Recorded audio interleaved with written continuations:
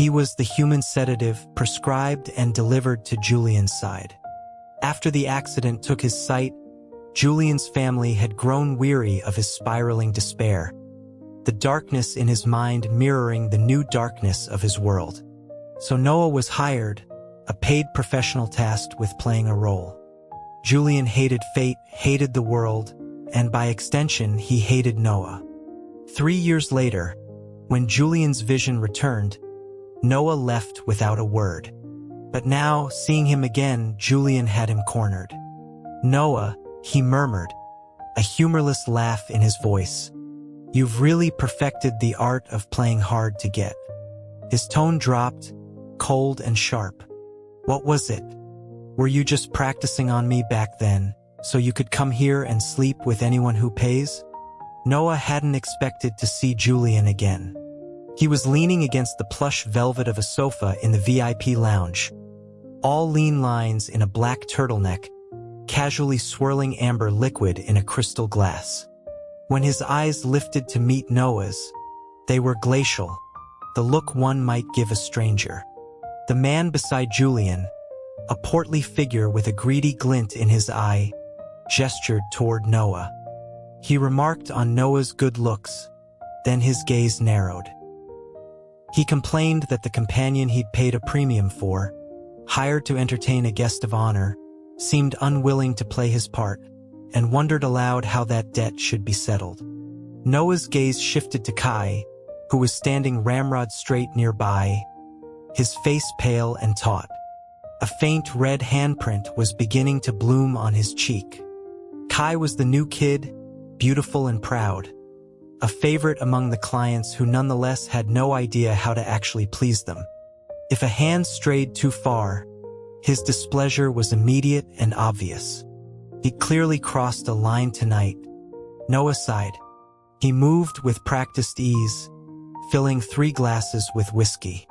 He apologized to the man, explaining that the boy was new and didn't understand the etiquette.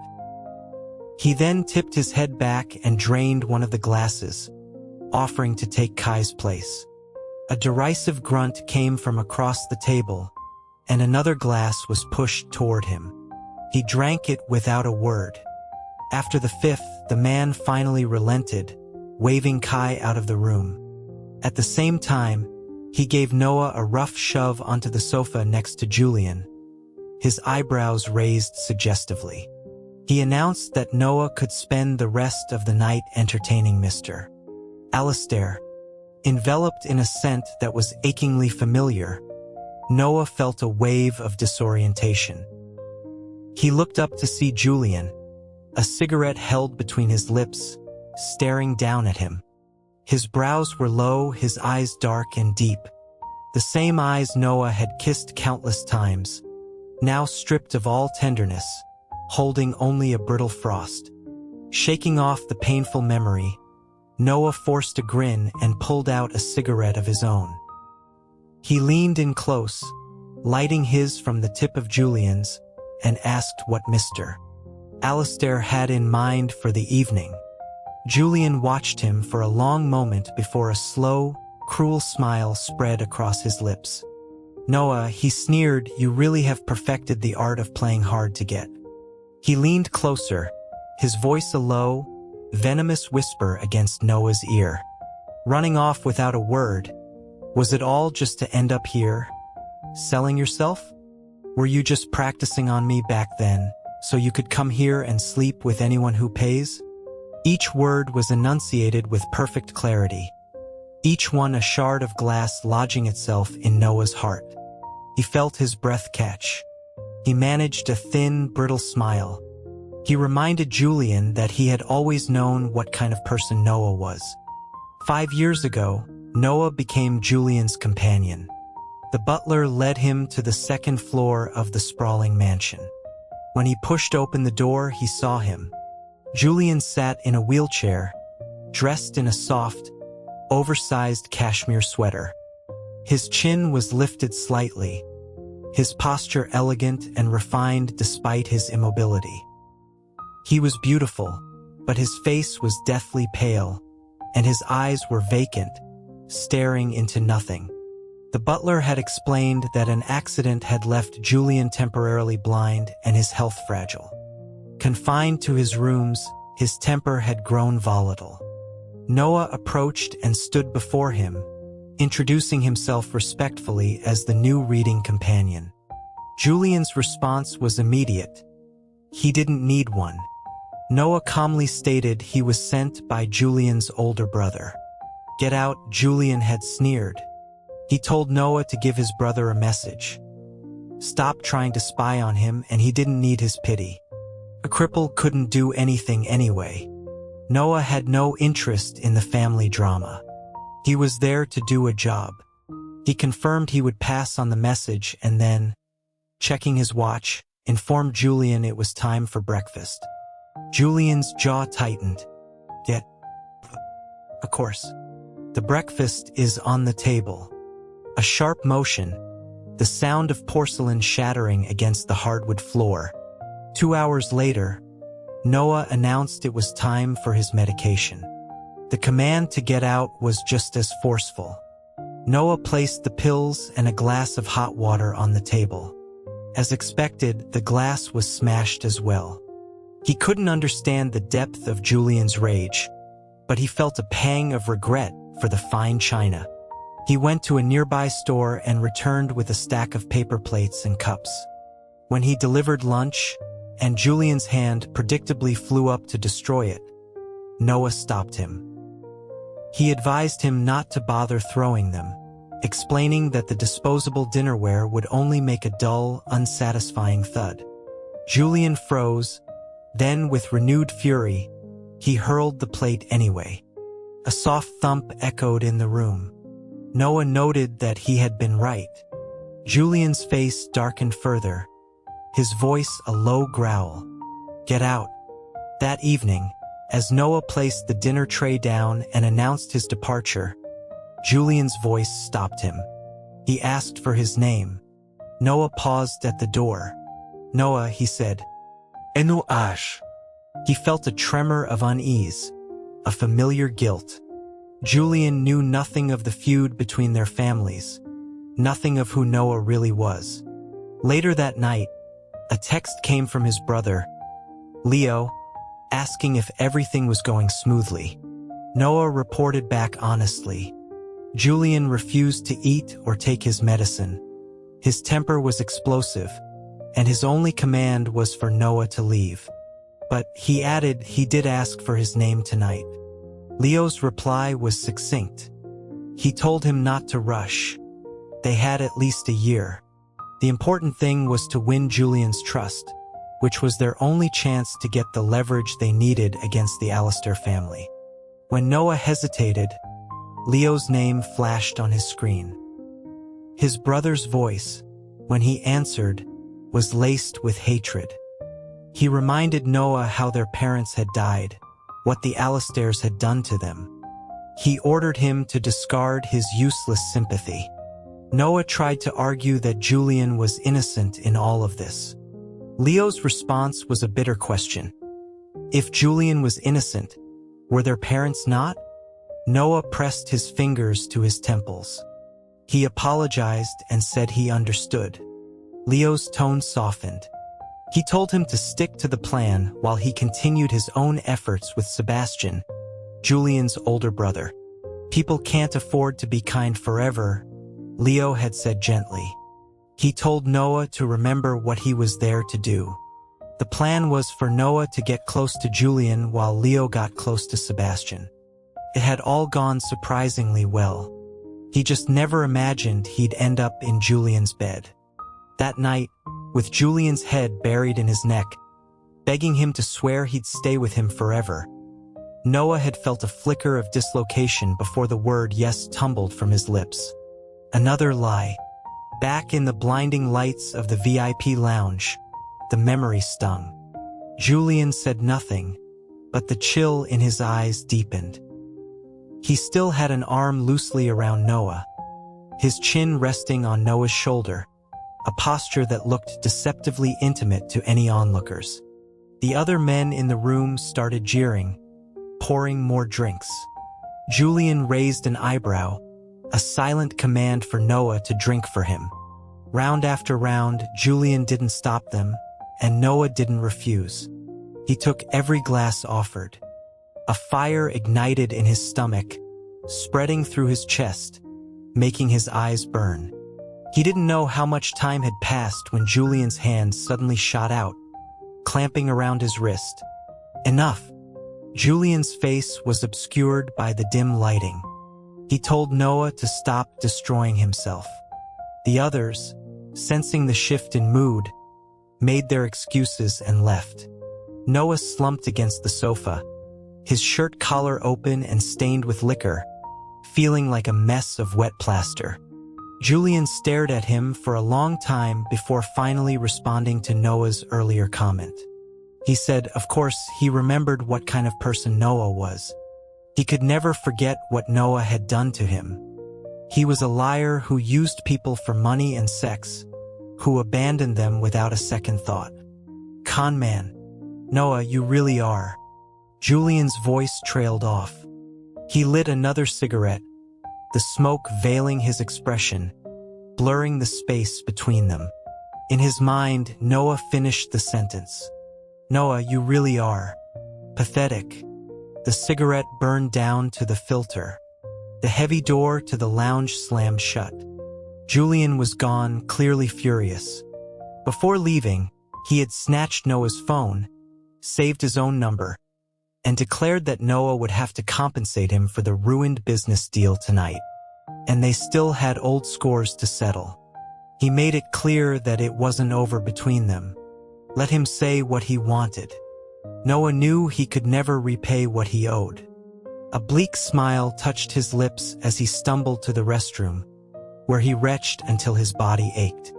Bones, one of the longtime bartenders, rushed in, his face etched with worry. He asked Noah why he had to push himself so hard. He helped him rinse his mouth, sighing heavily. Noah leaned against the counter, forcing a joke. If I don't, are you going to support me? Of course, Bones said without hesitation. It wouldn't cost that much to take care of you. Noah was taken aback. He managed a weak smile. Come on, Bones. You need to take care of yourself first. Bones's eyes reddened.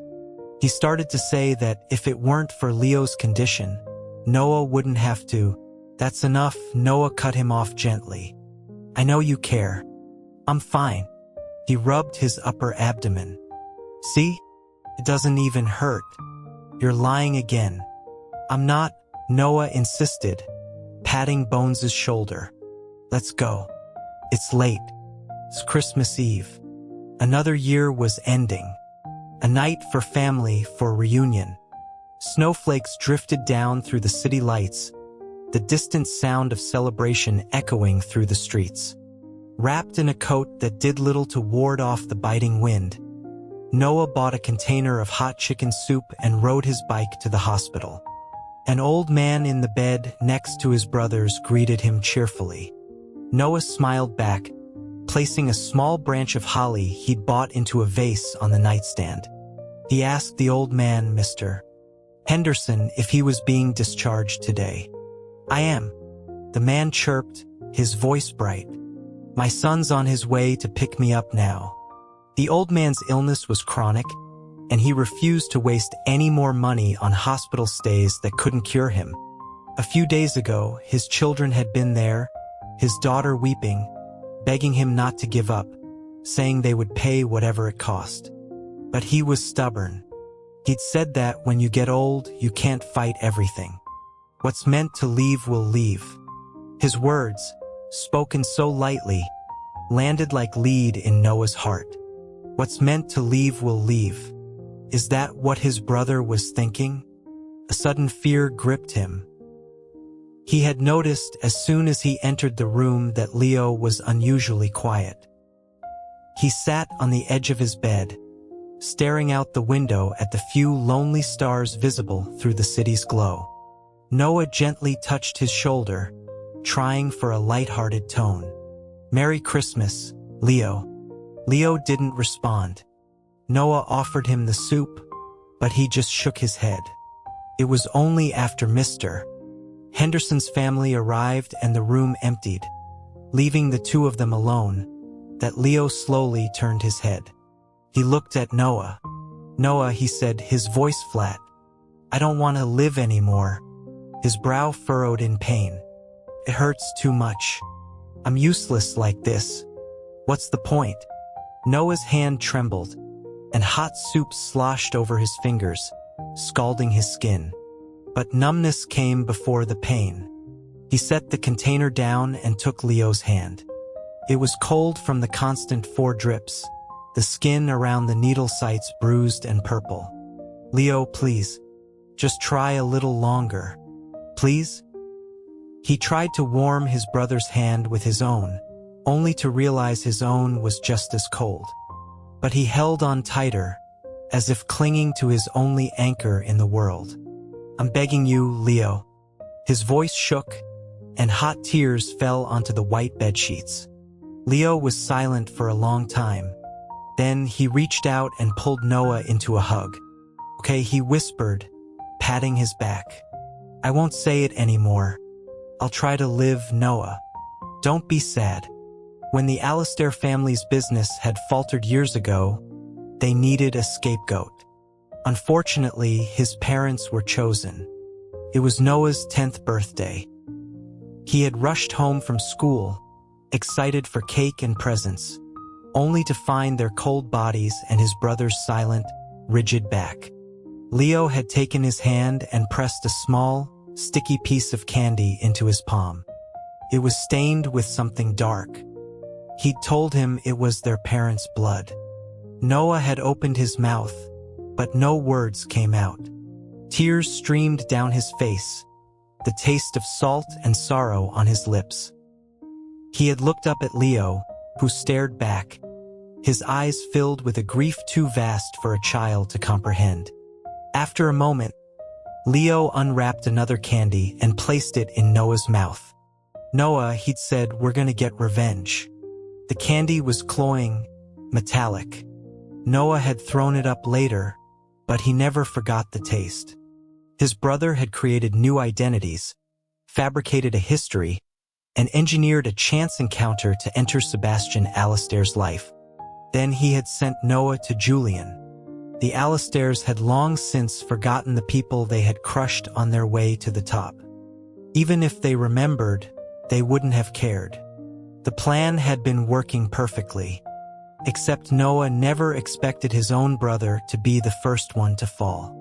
Sebastian had been ambushed on a pier. Leo had shielded him, taking a bullet before they both plunged into the icy winter water.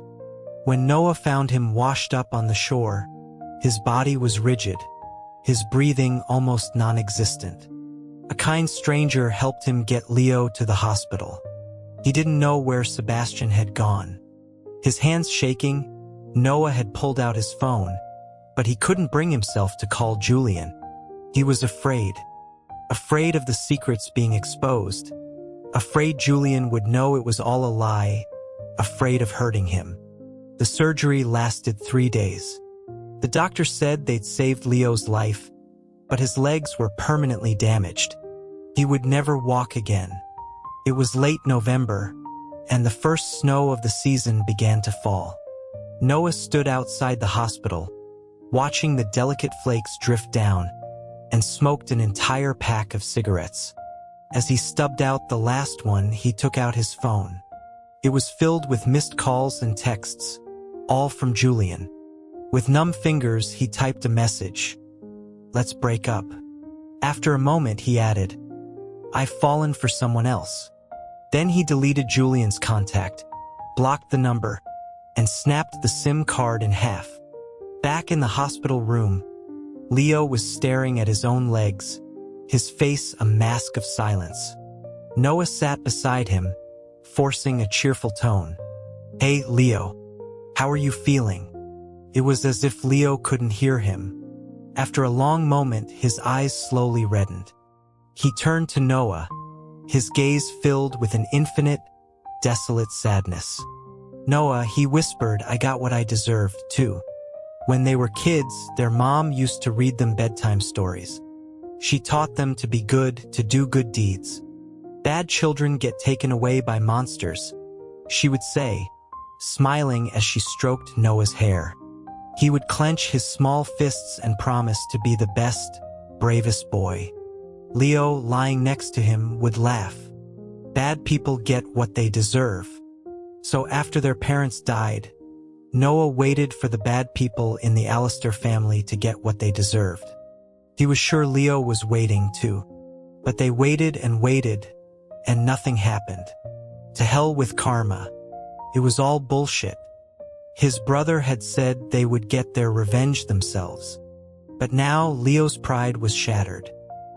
He sat listlessly in his hospital bed, needing help even to eat. He was skeletal, the sharp fire in his eyes long extinguished. The pain of the treatments was immense. One day, delirious and crying, he had grabbed Noah's hand and begged him to kill him, to let him die. Noah had felt an invisible hand tighten around his own throat, choking him. Tears fell before words could. The hot tears on his skin seemed to shock Leo back to his senses. He closed his eyes, his grip loosening, and whispered that he was just scaring him, that he shouldn't cry. Over time, Leo seemed to accept his new reality. He stopped lashing out, but often retreated into long, vacant silences. Noah stayed by his side, coaxing him, trying to piece his brother back together. He thought things would get better. It wasn't until tonight, when Leo had tried to end his life again, that Noah realized some things couldn't be fixed. The shattered pieces would never fit together perfectly again. After Leo finally drifted off to a restless sleep, Noah closed the door to his room and slumped into a chair in the deserted hallway. A message lit up his phone. It was Julian. "Noah, come get me." A location pin followed. "I've been drinking. I feel sick. Come get me." What a lunatic. He was allergic to alcohol. Before Noah could type a reply, another message appeared. "I'm your crore now. You have to do what I say." Attached was a PDF file. Noah opened it. It was a meticulously itemized list. March 12th. Noah ate 3 of my gourmet donuts. 13. 50 March 13th.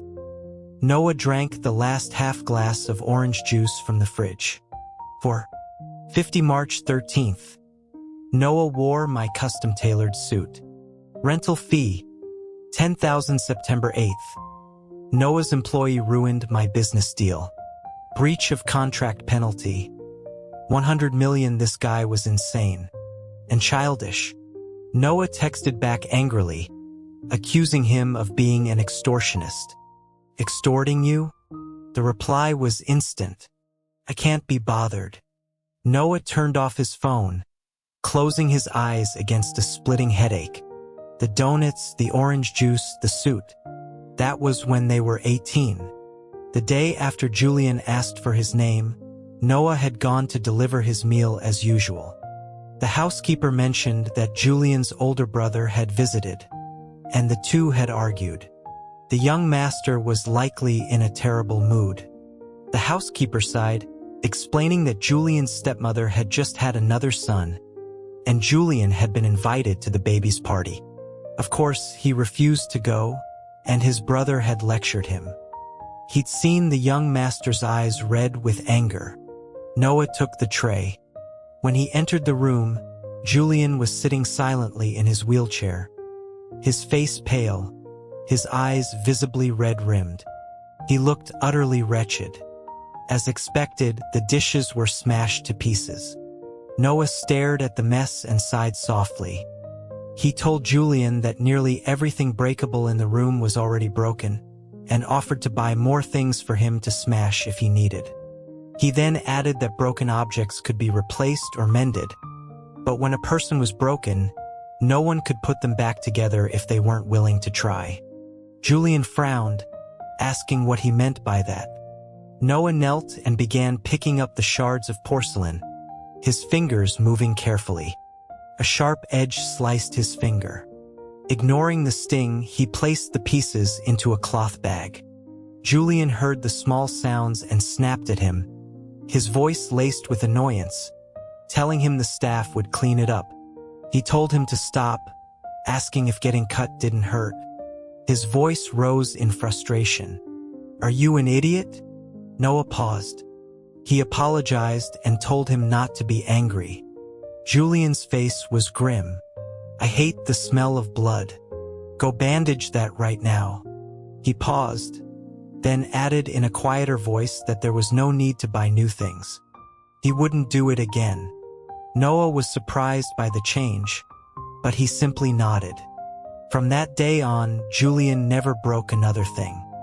He stopped fighting the medication and the meals, and he stopped fighting Noah. He even began to rely on him. When Noah told Leo about the progress, his brother was pleased. They were one step closer to their goal. But Noah felt no joy, only the lingering image of Julian's red-rimmed eyes. Had he been crying? When the seasons changed, Noah came down with a fever and couldn't go to work. For the first time, Julian sent him a message. "Noah, you're 15 minutes late today." Noah, typing with his non-forehand, apologized and explained that he had a fever and would need to take a few days off.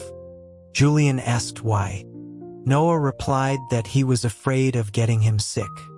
Then Julian asked why he was sick. Noah, confused, just said it was the change of seasons and told him not to worry. Julian's reply was curt. "Who's worried? Stay home for a few more days. I don't want to get sick." Then he asked if Noah thought he could manage to eat and take his medicine on his own. Noah typed back, "You're not a child." But Julian had been born into a world of privilege, accustomed to being cared for. He was a picky eater, and once they became closer, he would habitually push the food he disliked onto Noah's plate. When he was upset, he needed to be coaxed. When he felt weak, he needed to be fed. He was demanding in every way. "Feed me," he would command, tapping his fingers on the armrest of his wheelchair. "I have no energy." "Noah, feed me." "Yes, sir," Noah would reply dutifully, kneeling beside him. He would lift a spoonful of food, blow on it gently, and bring it to Julian's lips. Julian's beautiful eyes would curve into a slight smile as he obediently ate. Then he would demand more. His imperious manner should have been infuriating, but Noah found himself patiently indulging every whim. It was only later that he realized his endless patience wasn't a job requirement. It was because he had fallen in love. Lost in memory, Noah had nearly dozed off in the hospital hallway when his phone began to vibrate violently. It was a call. He answered, his voice rough with sleep. It was Bones, his voice choked with panic. "Noah, something's happened at the bar." Kai had finally pushed the wrong person too far. The bar was annihilated. Not a single glass was left intact. The police had come, filed a report, and classified it as a civil dispute, advising private settlement. By the time the formalities were over, Noah was physically and emotionally exhausted. Kai and Bones stood frozen like statues. When Noah approached, Kai grabbed his arm, his voice trembling and broken. He kept saying he was sorry, that he didn't mean for it to happen. He raised a hand and slapped himself hard across the face, the sound sharp in the quiet wreckage. He sobbed that he would pay for it, he would pay for everything. With what? Noah asked, catching his hand before he could strike himself again. He sighed. It's done. Blaming anyone won't help. Bones, his own face bruised, looked on the verge of tears. He apologized, saying he wasn't strong enough to stop them. Noah cut him off, telling him not to act like someone had died. He tallied up what little money was left and paid the final wages to his staff. He was short for Bones and Kai, so he wrote them each an IOU. Kai tore his up immediately and wrote one to Noah instead. Bones clutched the thin piece of paper, wiping his eyes and nose, and declared that he was going to stick with Noah from now on. Noah almost laughed. This isn't some historical drama. I don't even want you to stick with me. He softened his tone when he saw Bones's crestfallen face. Hey, don't cry. He clapped him on the shoulder. Go find a decent job. Take care of yourself. But if you ever run into trouble, you can always call me. I'll help if I can. He looked at the tear-streaked face and grimaced. For God's sake, stop crying. It's not the end of the world. As long as we're alive, things will get better. He said the words, but they tasted like ash in his mouth. He had built this bar from nothing, pouring his blood and sweat into every detail. He had smiled until his face ached and drank until he was sick, all to make it a success. And with one casual wave of a hand, someone else had ground it all to dust. There was no fairness in this world. At that moment, he felt no anger, no desire for revenge, only a profound, bone-deep weariness. The bar had been his only source of income. His brother was waiting for money to continue his treatment. After sending Bones and Kai home, Noah leaned against the ruined wall of his bar and smoked a whole pack of cigarettes, the butts piling up at his feet.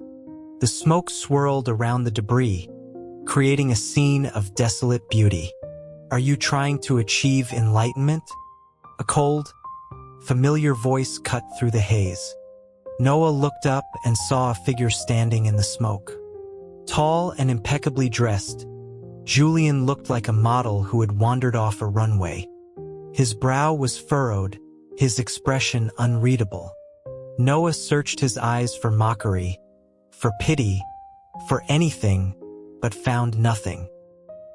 He gave a self-deprecating laugh and pushed himself to his feet, but his head swam from squatting for so long. The world went black for a second, and a strong arm caught him, steadying him. He closed his eyes and let his head fall against Julian's shoulder. My legs are asleep, he mumbled. Help me? Without a word, Julian lifted him, carried him to his car, and deposited him none too gently in the back seat. He braced his arms on either side of Noah, his face close.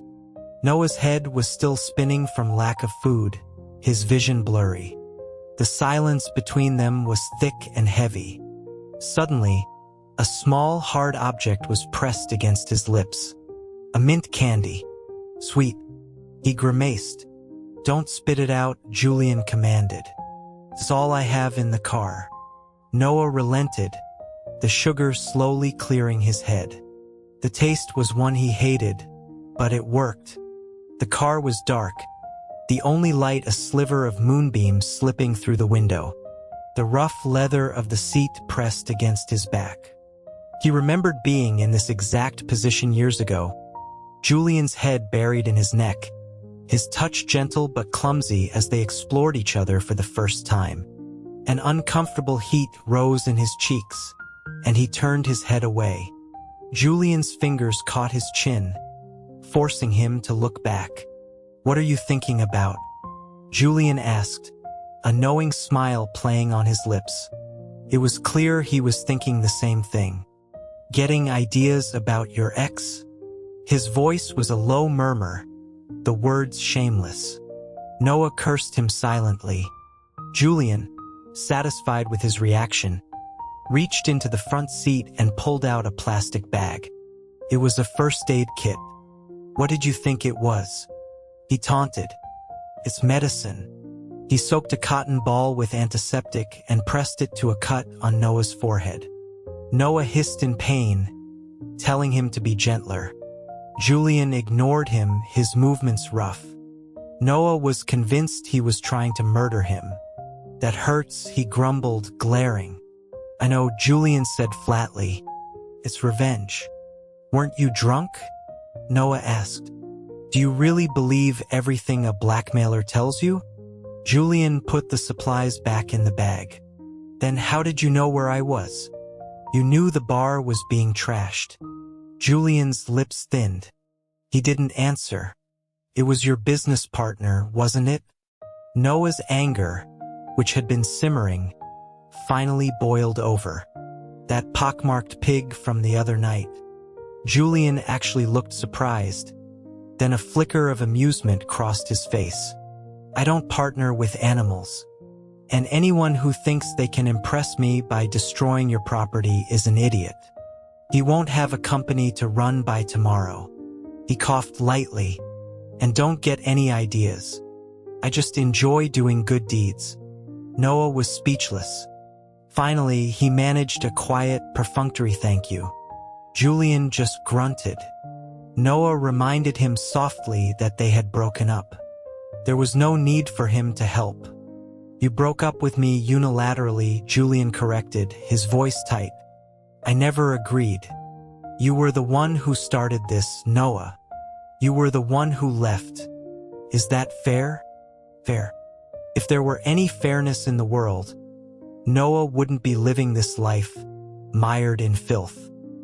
He sighed and reached up, his fingers gently tracing the line of Julian's jaw.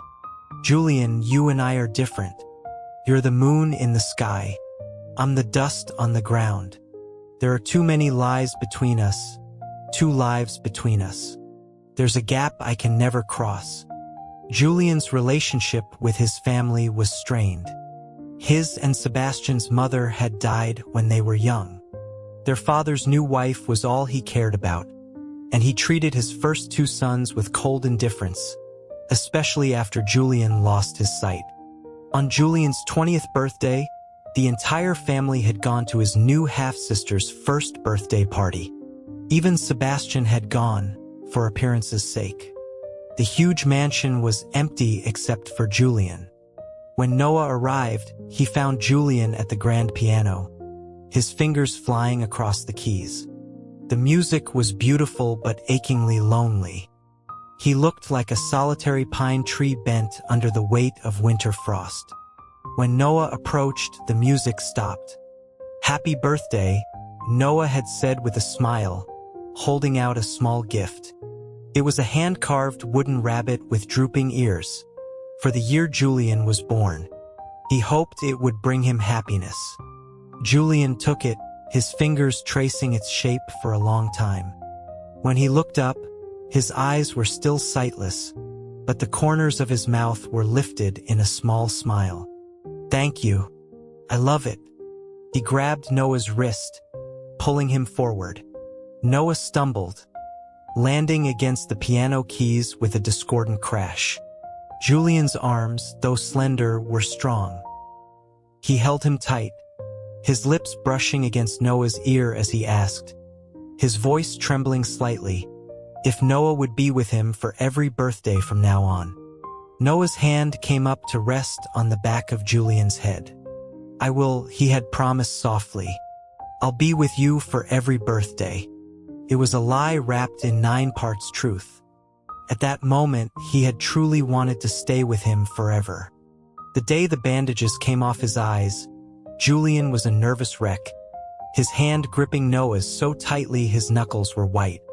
Noah teased him for being a baby but held his own breath as the last layer was removed. The eyes that were revealed were exactly as he'd imagined. Almond-shaped, gentle, but with a sharp intelligence that gave them an edge.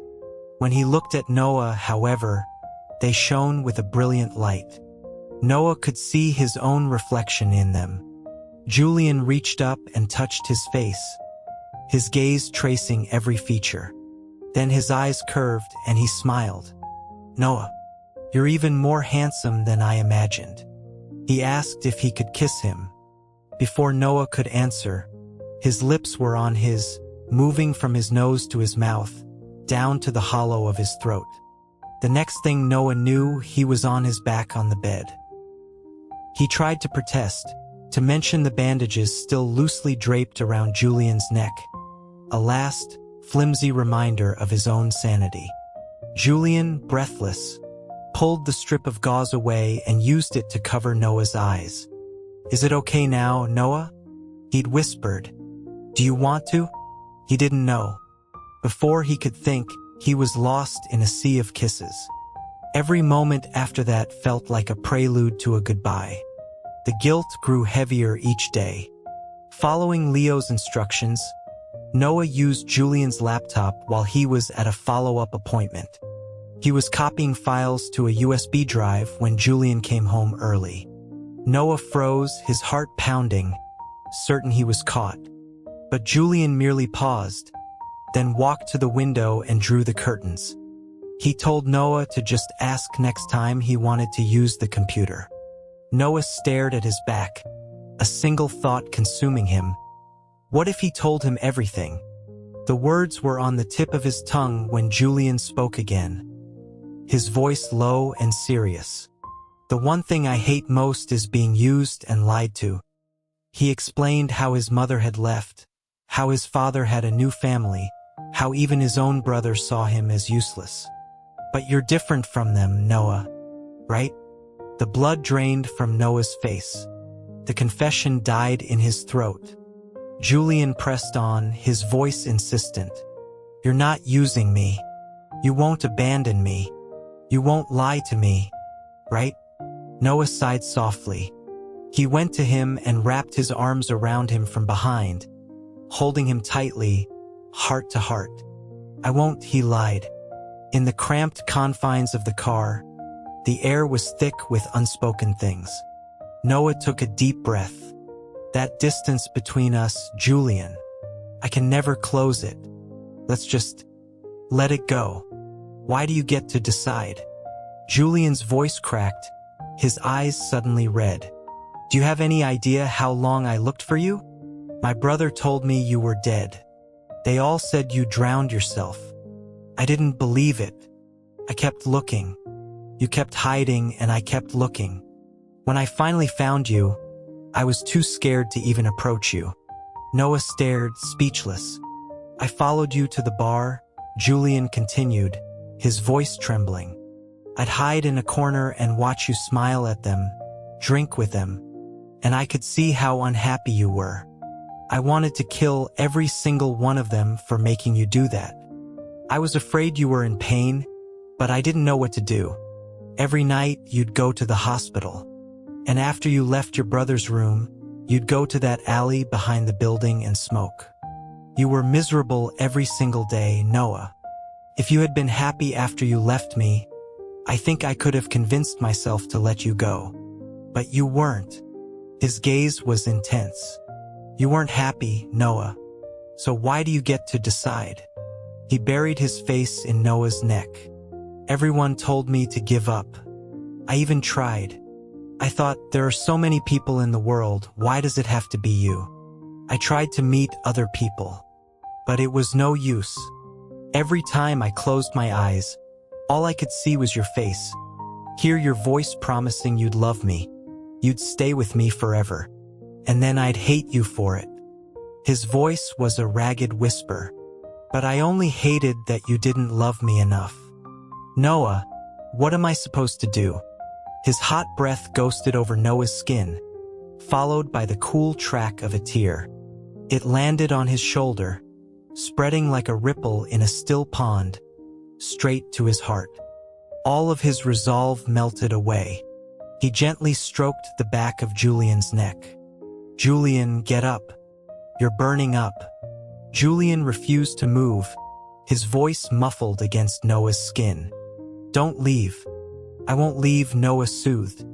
"But you need to go to the hospital." "No," he mumbled. "I hate hospitals." "Then let's go home. We can have a doctor come to the house." "No, you're just trying to get rid of me again." He was delirious. Noah, out of options, found the car keys, drove to the nearest 24-hour pharmacy, and bought Julian's usual fever reducer. He got a cup of hot water from the pharmacist and returned to the car. Julian was curled up in the seat, looking miserable. Noah helped him lean against his shoulder and fed him the medicine. Julian's breathing was shallow, his hand clutching Noah's tightly. After a moment, his eyes fluttered open. Noah, I'm sick. His eyelashes were damp with sweat, his eyes glassy. Can you just indulge me a little? Noah had to smile. He wiped the sweat from Julian's brow. How? You owe me 3 years of happy birthday. Can you give them to me now? Happy birthday. Happy birthday. Happy birthday. You didn't leave me because you fell in love with someone else. Right? Right. You left because you felt you deceived me and because of Leo. Right? Right. You don't hate me. Right? Right. Noah, I'm dizzy. I need to sleep. You promised you wouldn't leave. Right? Right. I won't leave. Julian's eyes closed, his voice fading. If you hate the Alistair name, I don't have to be an Alistair. I can learn whatever you like. I can change whatever you don't. I can be anything you want. Just don't go to someone else. He drifted off to sleep. The pale moonlight filtered through the window, softening the sharp lines of his face. Noah leaned down and pressed a soft kiss to his forehead. Good night, Julian. He woke the next morning still in Julian's arms.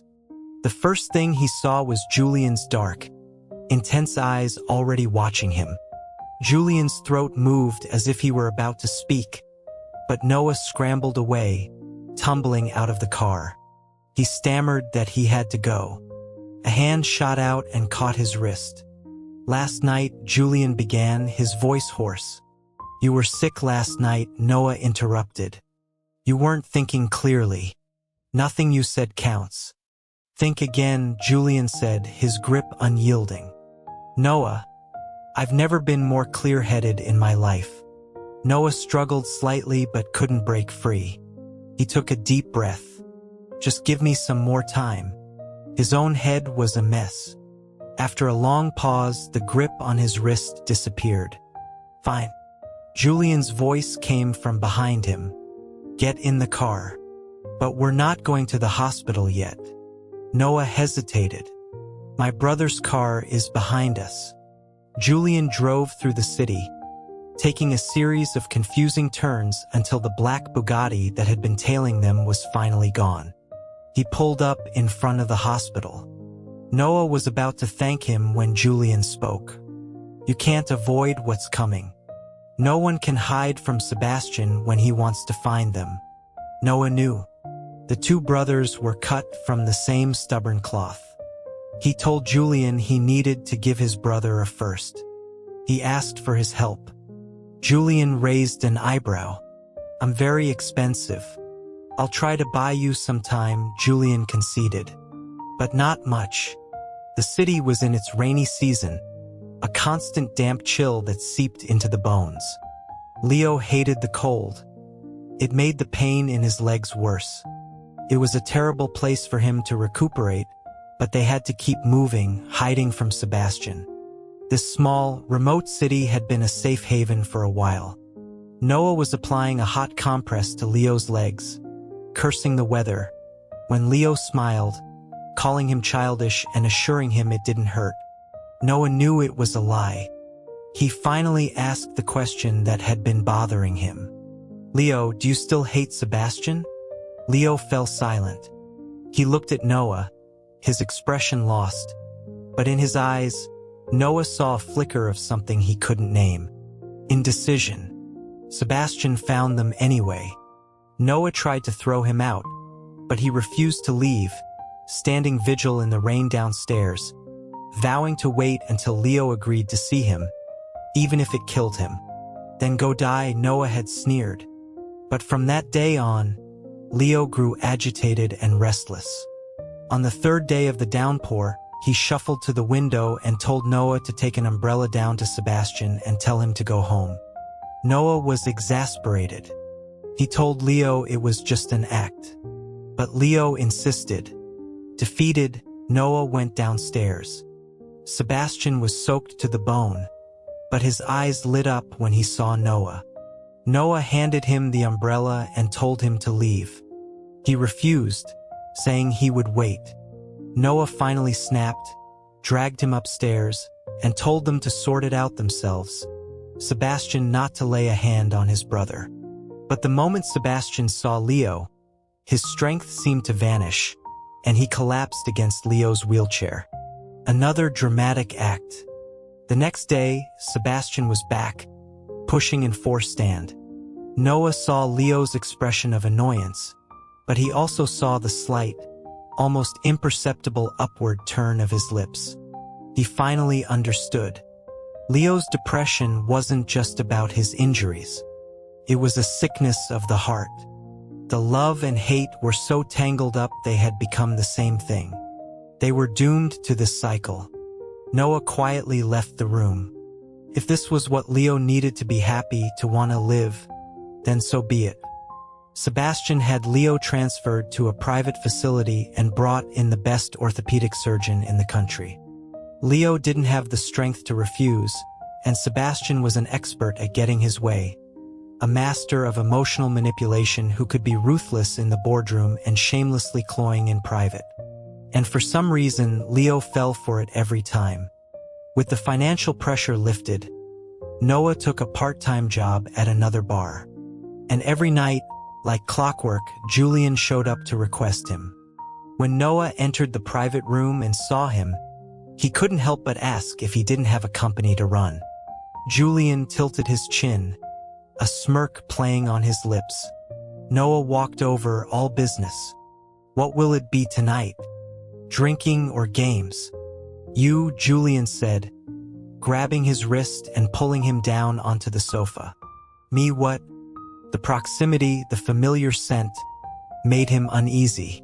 Have you eaten? Julian asked suddenly. Yes, Noah lied. I know you haven't. Noah then noticed the stack of elegant takeout containers on the table.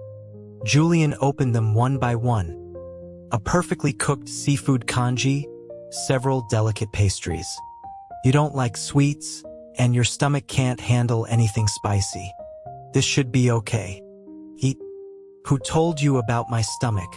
Noah pinched the bridge of his nose, muttering a curse. That traitor, Bones. What else did he tell you? He told me, Julian said, handing him a pair of chopsticks, that when you get drunk, you cry and call out your ex-boyfriend's name. Impossible, Noah scoffed, stuffing a piece of pastry into his mouth. Slander. And if I'm not mistaken, Julian continued, his voice full of amusement, your ex's last name is Alistair. My ex is dead, Noah said, his face a perfect mask. And his ghost is haunting you. Shameless. I want you. Noah gave up. Fine, I'll eat. Now for business, Julian said, his tone suddenly serious. Noah looked at him, confused. I don't like Sebastian much either, Julian began. But I have to explain something. It was Evelyn, my father's second wife, who discovered Leo's identity. She was afraid the truth about your parents would come out, so she arranged that ambush to silence him. Noah stopped eating. And then what? Julian pushed the congee closer. Eat some more. No. If you don't talk, I won't eat. Julian tapped the table with a finger. One bite, one sentence. Annoyed, Noah took a spoonful of congee. After Leo was hurt, Sebastian went ballistic. He went home and destroyed everything, then kicked Evelyn and her children out of the house. He told them if anything happened to Leo, he'd make sure they were all buried with him. Noah couldn't help but smile. Did he bury them? He didn't spare a single one, Julian summarized. Our father was old and just wanted a quiet life.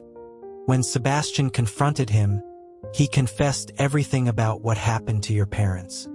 Sebastian leaked the entire story, impeached him at a board meeting, and had him committed to a psychiatric hospital. Evelyn went to prison. The truth came out. The room fell silent.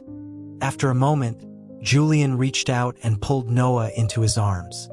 Noah, the Alistair family owes your parents a long overdue apology. Noah's eyes burned. He buried his face in Julian's shoulder. Julian gently stroked the back of his neck. It's all over now. You said you hate liars, Noah mumbled. Aren't you angry? Not even a little? Julian chuckled softly. Of course I'm angry. I'm angry that you left without a word. I'm angry that you wouldn't tell me the truth. He paused. Actually, I saw you copying the data from my computer that day. To be honest, I was terrified. I started replaying every word you'd ever said to me, trying to figure out which parts were real and which were lies. Your feelings, your reactions in bed, your promise to stay with me forever. Was it all fake? His voice was laced with a deep-seated vulnerability. No, it wasn't. Noah shook his head. It doesn't matter anymore, Julian interrupted. Doesn't matter, Noah. More than any of that, I was terrified you would leave me for good. His breath was a soft feather against Noah's ear. Whatever it is, I want to face it with you. Don't push me away again. Please? They say a broken mirror can never be truly mended. As Julian's hands pinned his to the bed later that night, Noah wondered which category they fell into. A searing kiss moved over his skin, from his eyes to his lips, down to the small of his back, lingering. The lights were off, the moonlight striping the room. Through his ragged breaths, Noah finally asked the question that had been weighing on his mind. Which type of broken mirror were they? Neither. Julian breathed against his skin, his voice a low, possessive murmur. Just mine.